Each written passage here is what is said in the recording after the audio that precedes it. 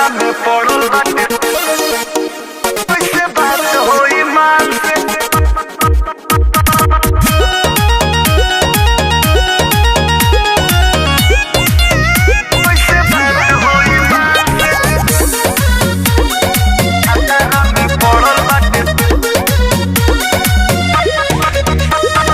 कैसे होई बात बोलो अब वीडियो कॉल से, करे लो महंगा रिचार्ज सालों साल से। अरे दादा हो दादा गाँव छूटल। कैसे होई बात बोलो अब वीडियो कॉल से, करे लो महंगा रिचार्ज सालों साल से। सुना अंबानी करो तारो मन मानी, कैसे बात होई माल से। खतरा में पड़ल बाटे सुखले जवानी, सुन तोहरा ई चाल से।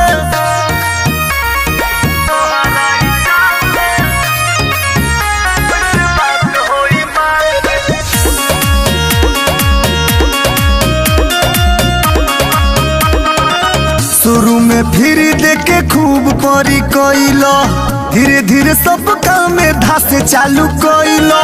बाबू हो शुरू में फिर देके खूब परी कइलो, धीरे धीरे सब काम में धासे चालू कइलो। ले लो फसाई कुल ग्राहक के जाल से, करे लो महंगा रिचार्ज सालों साल से।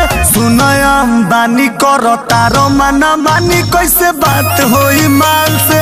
खतरा में पड़ल बाटे सुखले जवानी, सुन तोहरा ई चाल से।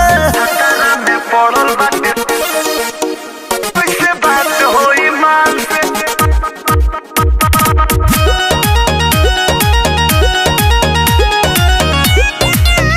कैसे बात होई मान से। खतरा में पड़ल बाटे। पढ़े वाला लइका हई बेची गेहूं चाउर, बाकिर तोहार रोहन होखल जाता बाउर। पढ़े वाला लइका हई बेची गेहूं चाउर, बाकी तोहार रोहन होखल जाता बाउर। जियो हटा के लाई BSNL कार्ड से, करे लो महंगा रिचार्ज सालों साल से। सुनो अंबानी करो तारो मना मानी, कैसे बात होई माल से। खतरा में पड़ल बाटे सुखले जवानी, सुन तोहरा ई चाल से।